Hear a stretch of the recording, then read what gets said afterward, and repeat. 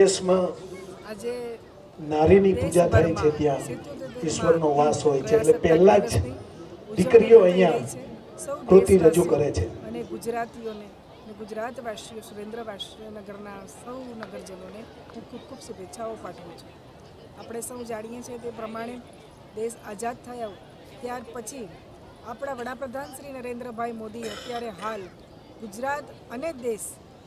1947 પછી જે વિકાસની અવિરત ગાથા આગળ વધી રહી છે તેને આગળ વધારી રહ્યા છે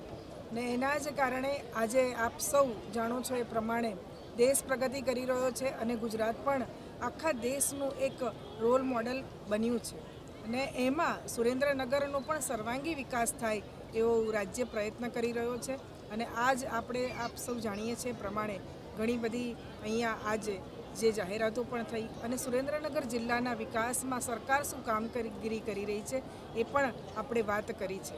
આપણા દેશના વડાપ્રધાન શ્રી નરેન્દ્રભાઈ મોદીએ હમણાં જ થોડા વખત પહેલાં જ જે સોમનાથમાં ધ્વજારોહણ કર્યું છે એ પણ સૌરાષ્ટ્ર માટે એક ખૂબ ઉત્તમ કાર્ય થઈ રહ્યું છે અને લોકોને ખબર પડે કે સોમનાથ માટે આપણે સૌ લોકોએ શું પ્રયત્ન કર્યા છે અને સોમનાથ અત્યારે ખૂબ સારી રીતે વિકાસ અને ભક્તિનું એક સ્થાન પ્રસ્થાપિત થયું છે। એની સાથે સાથે હું એ વાત પણ જરૂર કહીશ કે દેશના વડાપ્રધાન શ્રી નરેન્દ્રભાઈ મોદીએ આ દેશને 2047માં વિકસિત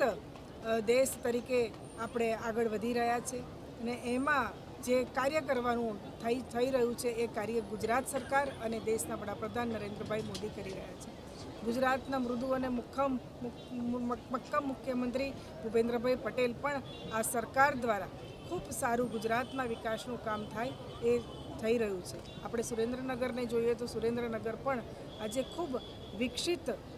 જે જિલ્લો થઈ રહ્યો છે। હમણાં થોડા વખત પહેલાં જ